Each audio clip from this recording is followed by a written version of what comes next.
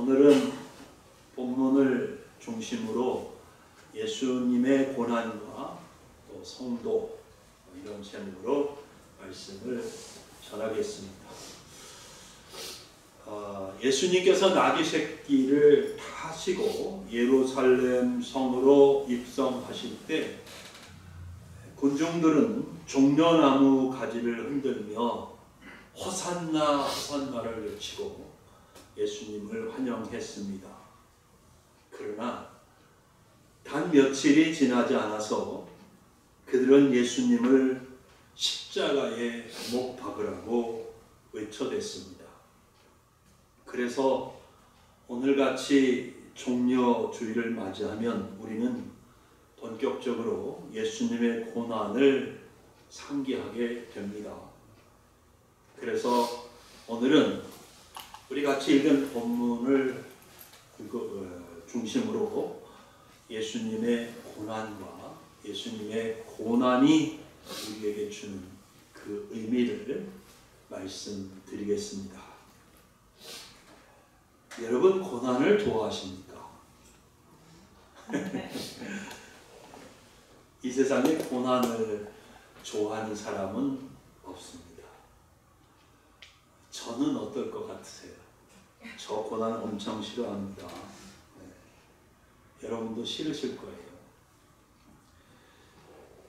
기독교인이나 비기독교인이나 삶에 어려움이 닥치고 괴로움이 찾아오고 고통스러워지는 이 고난 당하는 거 좋아할 사람이 어디 있겠습니까? 사실 사람들이 종교를 갖게 되는 여러 가지 이유가 있겠지만 그 많은 이유들 중에 하나도 종교를 갖고 좀 고난을 피해보고 싶은 마음이 있는 거 아닐까요? 기독교인들 중에도 많은 분들이 교회를 다니시는데 그 마음속에 야, 내가 하나님을 이렇게 믿고 하나님 앞에 예배드리니 하나님이 좀 보호해 주시면 좋겠다 이런 마음이 있지 않겠습니까? 그래서 우리 집안이 그저 평안하고 애들도 다 잘 되고 그죠?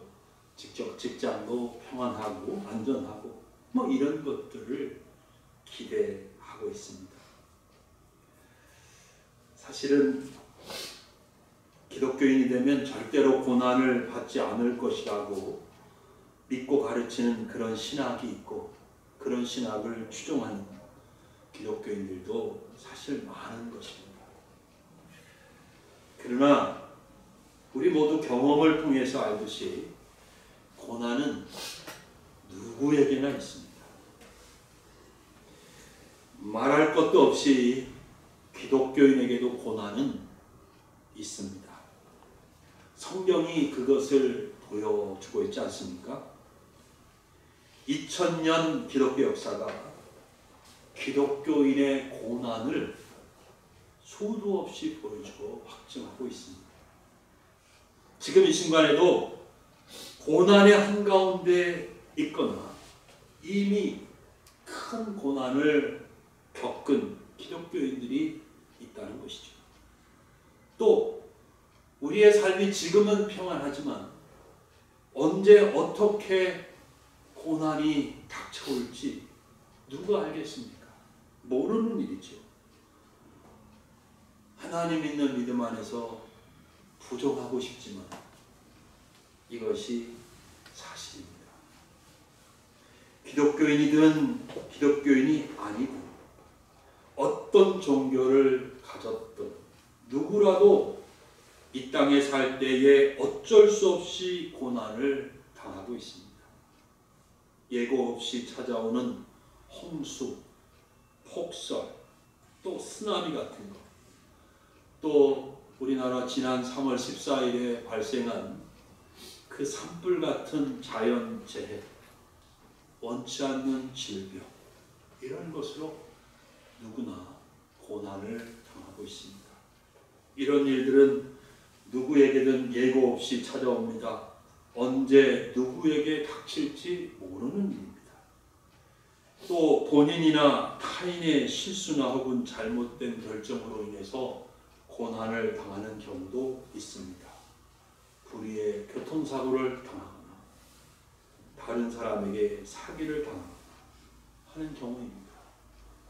어저께인가요? 광명역 전철 지하철 공사가 또 붕괴돼서 많은 작업하시던 분들이 생명을 잃었고 그 가족들은 말로 다 할 수 없는 슬픔과 고난을 당한 것입니다.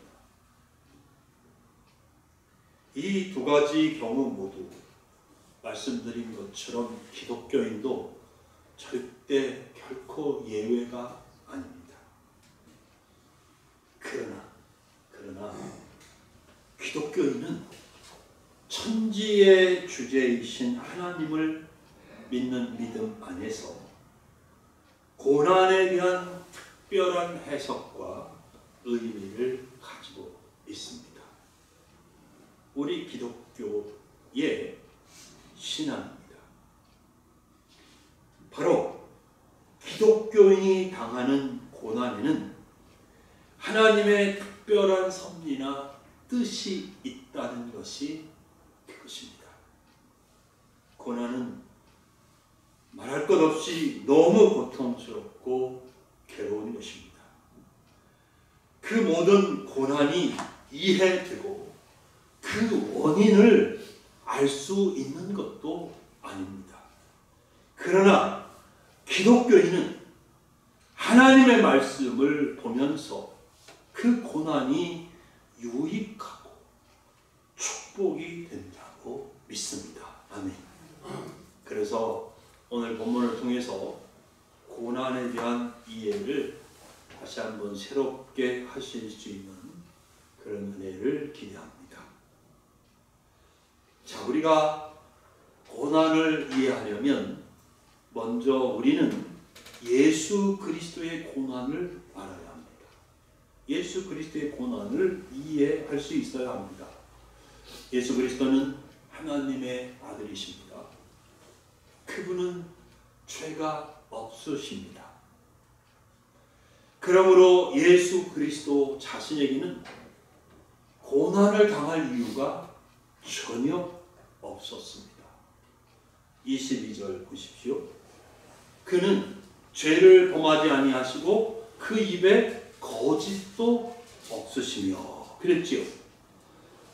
자, 그러면 예수님은 왜 고난을 당하신 겁니까? 예수 그리스도께서 고난을 당하신 것은 우리 때문입니다. 21절에 그리스도도 너희를 위하여 뭘 당해요? 고난을 받으사라고 되어 있습니다. 그리스도의 고난은 우리를 위한 고난입니다. 구체적으로 우리의 무엇을 위해서 고난을 당하신 것입니까? 24절 앞부분입니다. 친히 나무에 달려 그 몸으로 우리의 뭐를 담당해요? 우리 죄를 담당하셨으니. 이 말씀은 예수님이 우리 죄를 짊어지고 십자가에서 죽으셨다는 말씀입니다. 우리 대신 죄인이 되셔서 하나님의 형벌을 받으신 것입니다. 본문의 베드로는 아주 간단히 기록했지만 예수님은 겟세마네 동산에서 잡히신 그 순간부터 가장 참혹한 고난을 당하기 시작하셨습니다. 예수님이 물론 이 땅에 오신 것 자체, 사관에 누울 곳이 없어서 말구 위에 누우신 것, 이 죄로 가득 찬 세상에서 인간의 몸을 입고 사시는 그 자체가 고난이셨지만 정확하게 체포되신 그 순간부터 정말로 말로 할 수 없는 그런 고난과 고통을 당하시기 시작하셨습니다. 채찍에 맞으셨습니다. 로마 군병들이 예수님의 몸에 내리친 그 채찍에는 뼈 조각이나 날카로운 금속 조각이 같이 같이 박혀 있어서 그 채찍으로 예수님의 몸을 내리칠 때마다 살이 찢어지고 살점이 떨어져지고 근육이 파괴되었습니다. 연구에 의하면 어쩌면 예수님의 척추가 노출되었을 거라고 얘기합니다. 머리에 가시관이 꾹 눌러서 씌워졌습니다. 머리에는 혈관이 많기 때문에 금방 예수님의 얼굴은 붉은 피로 뒤덮였습니다. 동시에 예수님의 몸도 붉은 피로 물들었습니다. 그런 고통 속에 온갖 모욕과 욕설을 다 들으셨습니다. 두 손과 두 발에 대못이 박힌 채로 십자가에 6시간 동안 매달려 있어야 하셨는데 그 고통을 우리가 어떻게 감히 상상이나 할 수가 있겠습니까? 내가 죄인으로서 받아야 할 그 고난과 형벌을 예수님이 우리 대신 이렇게 받아내신 것입니다. 예수님이 이렇게 고난을 겪으시고 십자가에서 죽으신 것은 우리를 죄의 형벌과 저주에서 살려내서 하나님의 의로운 백성으로 살도록 하시기 위함이었습니다. 25절 말씀대로 길을 잃고 헤매다가 죽을 수밖에 없던 우리가 다시금 우리의 영혼의 목자 되신 그리고 감독 되신 하나님께로 돌아오게 됐습니다. 예수 그리스도의 고난과 십자가는 하나님의 뜻을 따라 우리를 죄에서 구원하고 하나님의 백성을 만들기 위함이었습니다. 우리는 예수 안에서 하나님의 새 피조물이 된 것입니다. 이렇게 예수님의 고난과 십자가의 죽음을 통해서 하나님의 사랑과 구원을 입고 소위 기독교인이 되었습니다. 하나님의 자녀가 되었습니다. 이제 우리는 어떤 삶을 살아야 하는 것일까요? 우리는 예수님이 걸어가신 고난의 발자취를 따라가는 삶을 살아야 합니다. 20절과 21절입니다. 같이 읽어보겠습니다. 20절, 21절입니다. 시작. 죄가 있어 매를 맞고 참으면 무슨 칭찬이 있으리요? 그러나 선을 행함으로 고난을 받고 참으면 이는 하나님 앞에 아름다우니라. 이를 위하여 너희가 부르심을 받았으니 그리스도도 너희를 위하여 고난을 받으사 너희에게 본을 끼쳐 그 자취를 따라오게 하려 하십니다. 여러분, 하나님 앞에 죄를 지어서 매를 맞고 고난당하는 일은 없기를 바랍니다. 자, 그런데 우리가 선을 행함으로 고난을 받을 수는 있다라는 사실을 이해하시면 좋겠어요. 여러분, 우리는 선을 행하도록 부르심을 받았습니다. 선을 행함으로 고난을 받고 참으면 이렇게 말씀하고 있습니다. 선을 행함으로 단순히 착한 일이 아닙니다. 여기서 선은 하나님의 뜻과 깊은 관련이 있습니다. 우리가 이 세상에서 하나님의 뜻을 행하려고 하면 하나님의 뜻에 순종하려고 하면 이 세상의 가치관이나 이 세상의 습관이나 이 세상의 풍속을 쫓지 않고 하나님의 뜻을 따라 순종하고 살려고 하면 고난이 따라옵니다. 자, 사람들이 싫어합니다.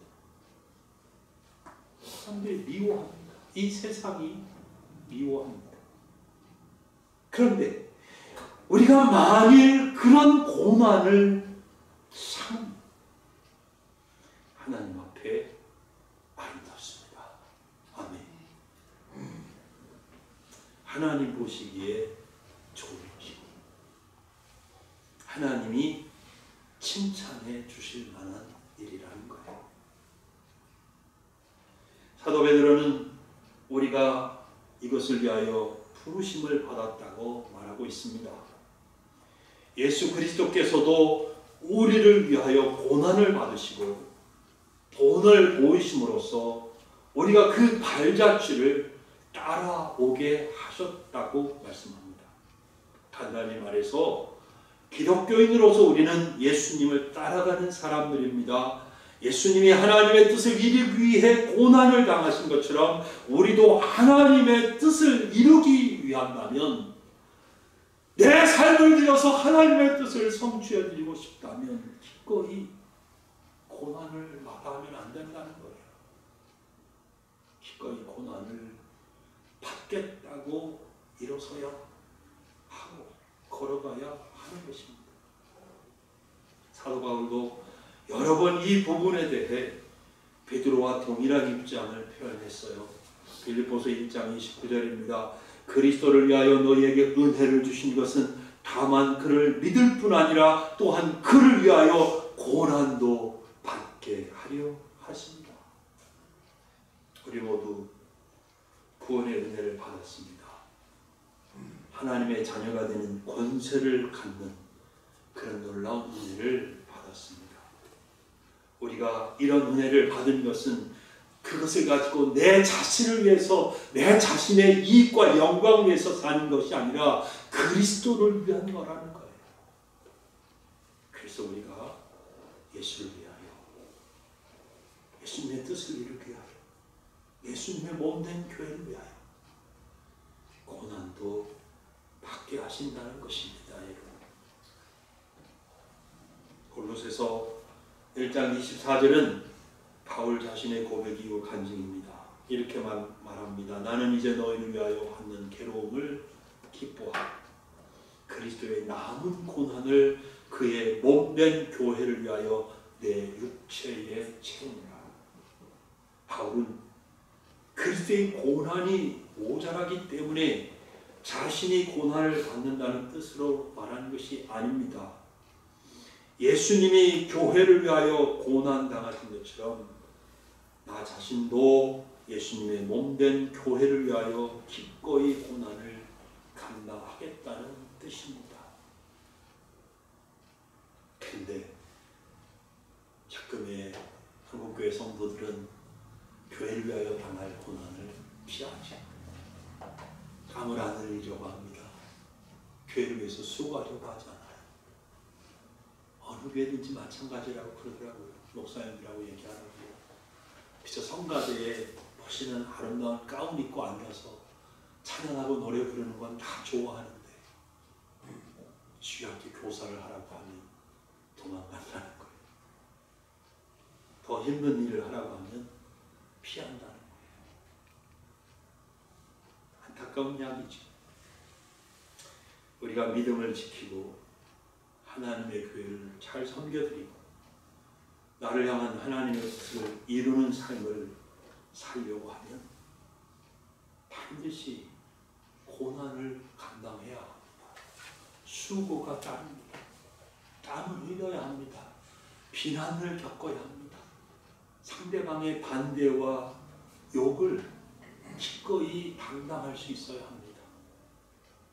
왜냐하면 이 세상이 하나님을 대적하고 있기 때문이에요. 이 세상이 예수님을 미워한 것처럼 예수님을 따르고 순종하는 사람을 미워합니다. 마귀가 우리가 하나님의 일을 하려고 하면 회방합니다.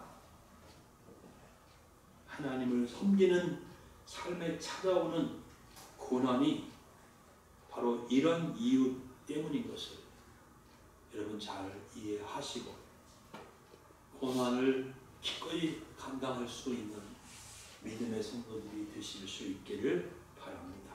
네. 여러분, 성도가 고난을 당하는 것은 결코 재수가 없어서 당하는 게 아닙니다. 성도가 고난을 당하는 것은 내 사주팔자가 잘못됐나 보다, 그런 생각을 하면 안 됩니다. 성도의 고난에는 하나님의 깊은 뜻, 그리고 하나님의 깊은 섭리가 있다고 믿으시기 바라요. 욥의 경우처럼 마귀의 공격이나 회방, 세상의 핍박조차도 하나님의 깊은 섭리 가운데 허용되기 때문에 그것이 내게 일어나는 거예요. 그러므로 믿음으로 살다가 하나님의 일을 하다가 고난이 온다고, 하나님 나 사랑하지 않는다고, 하나님 없다고 믿어봐야 아무 쓸모없다고, 소용없다고 불평하지 말고 감사하고 도리어 고난을 기쁘게 여기는 그런 성도님들이 되시기 바랍니다. 사실 고난이 찾아왔을 때 대부분의 경우 왜 고난이 찾아왔는지 우리는 알 수가 없는 경우가 많아요. 왜 이런 힘들고 어려운 일을 바로 내가, 왜 하필 내가 겪어야 하는지 이해가 안 될 때가 많다는 거예요. 그래서 무작정 참고 견뎌야 하는 것이 너무 힘들고 어려운 것도 사실입니다. 그러나 우리는 이런 경우에도 다만 하나님의 신실하심과 사랑을 믿고 잘 견뎌낼 수 있는 은혜가 필요합니다. 원망하고 불평하는 일은 하나님 앞에 바람직하지 않습니다.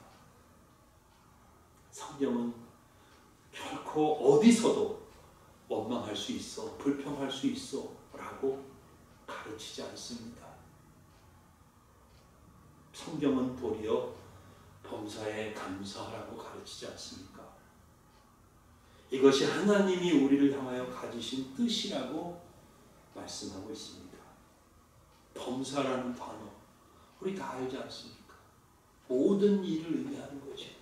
좋은 일, 기쁜 일, 큰 일, 작은 일, 나쁜 일, 슬픈 일, 고통스러운 일, 정말 모든 일을 말하는 거잖아요.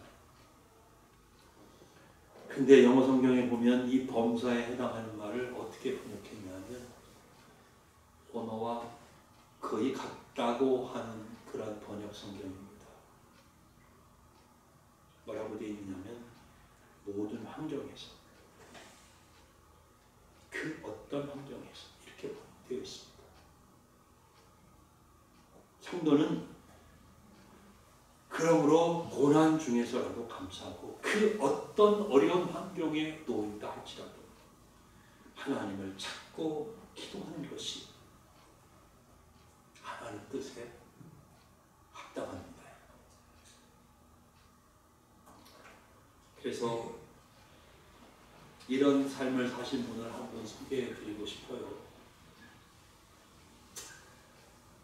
19세기, 그러니까 1800년 되죠.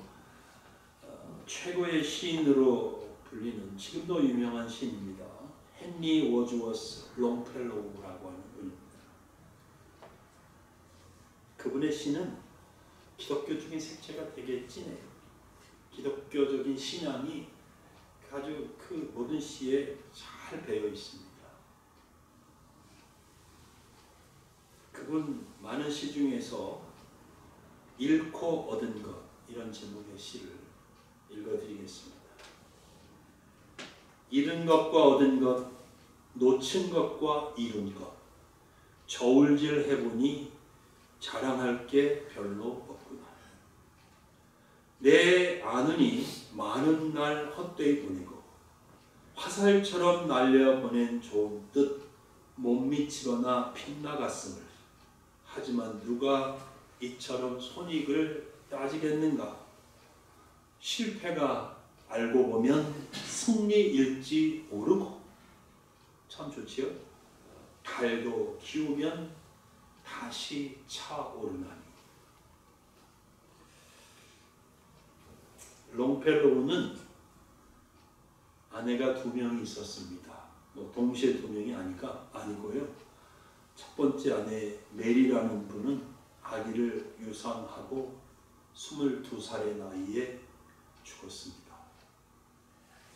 두 번째 아내를 얻었는데 이름이 판이라고 하는 분인데 이분은 집에 화재가 발생해서 화상을 입고 목숨을 잃었습니다. 그는 하버드 대학의 교수이기도 했지만 정말 고난이 많은 험한 인생을 살았어요. 그런데 롱펠로우는 좌절하지 않고 왕성한 창작 활동을 했고 그 아름다운 시들을 통해서 많은 사람들에게 진한 감동을 안겨주었습니다. 이렇게 고난이 많은 삶을 살고 이제 임종을 앞둔 롱펠로우에게 한 기자가 찾아와서 물었습니다. 선생님은 이렇게 험한 인생 고개를 수도 없이 넘으시면서도 어떻게 그렇게 아름다운 시를 남길 수 있었습니까? 라고 질문하니까 롱펠로우는 자기 정원에 사과나무를 가리키면서 이렇게 대답을 했습니다. 저 사과나무가 바로 내 인생의 스승이었습니다. 저 나무에는 해마다 새로운 가지가 생겨났고 그리고 꽃이 피고 싱싱한 열매가 열렸습니다. 나도 항상 새로운 새싹과 열매를 맺을 수 있다고 생각해 왔습니다. 그리고 다음과 같이 노래를 했습니다. 슬픔이여 잠잠하라 불평아 그쳐라 구름 뒤에 가려진 태양을 보라. 운명이란 모든 사람의 공통적인 것 누구의 삶에나 약간의 비는 내리리라. 누구의 삶에나 약간의 비는 내리리라. 여러분 교회 안에는 하나님의 말씀을 정말 사모하고 늘 하나님의 뜻을 알고 싶어하는 그런 성도들이 있습니다. 그들은 마음이 언제나 활짝 열려 있습니다. 그래서 성경의 가르침을 잘 받아들이고 정말 온유한 마음으로 하나님을 섬깁니다. 근데 이런 분들에게도 말씀드린 것처럼 하나님의 더 크고 깊은 섭리로 인해서 고난이 찾아오는 경우가 있습니다. 이런 분들에게 고난은 일종의 훈련 교관과 같은 것입니다. 더 큰 힘과 능력을 갖출 수 있도록 고난이 훈련을 시켜줍니다. 또 생각해 보세요. 교회 안에는 조용히 말하면 잘 못 알아듣는 성도들이 있습니다. 이 귀가 어둡다는 얘기를 하고 있는 게 아닙니다. 하나님이 그저 부드럽게 말씀해 주시면 못 알아듣습니다. 무시해버리는 성도들이 있습니다. 이런 경우에 하나님은 고난을 귀에다 대고 세게 부는 나팔로 쓰시기로 합니다. C.S. 루이스라고 하는 아주 유명하고 훌륭한 기독교 작가가 있는데 그분이 고통에 대해서 이렇게 말을 했습니다.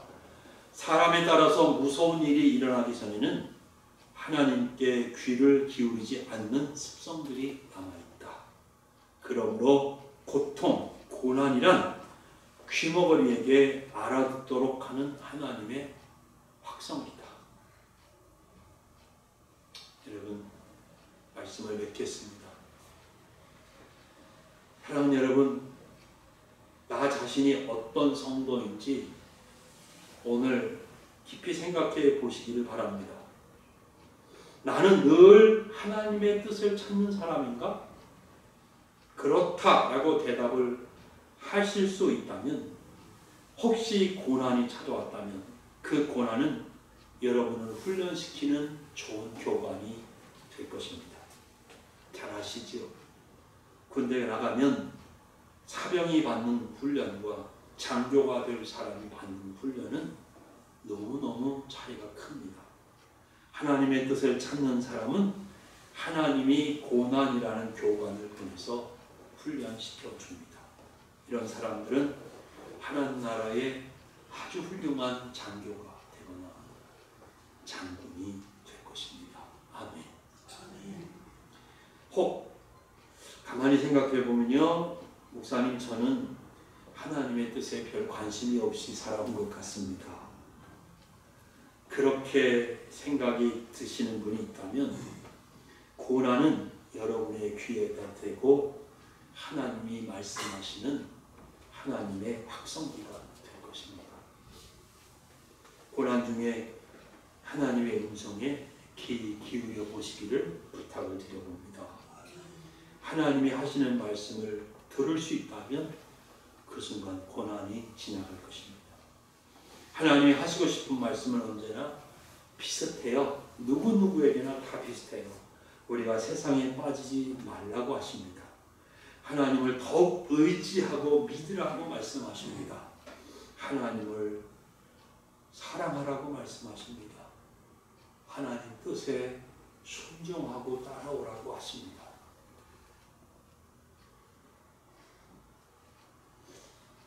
제가 지금 제 귀에 여러분 마음속에서 나오는 소리를 듣습니다.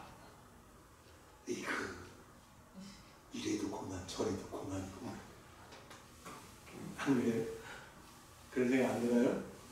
예, 이래도 고난이고 저래도 고난이고. 예수 믿으면 참 그래요. 성도에게는 앞에서 말씀드린 것처럼 고난이 있습니다. 성경이 얘기해주고 있어요. 로마서 8장 17절입니다. 자녀이면 또한 상속자도 하나님의 상속자요 그리스도와 함께한 상속자니 우리가 그와 함께 영광을 받기 위하여 그와 함께 예수님과 함께 영광을 받기 위하여 고난도 함께 받아야 할 것이니라. 아멘. 왜 아멘? 여러분, 우리의 신앙생활에서 찾아오는 고난이 유익한 것이 되기를 바랍니다. 고난이 변장하고 찾아오는 축복이 될 수 있기를 예수님의 이름으로 축복합니다. 왜 제가 바라고 왜 축복하는 겁니까?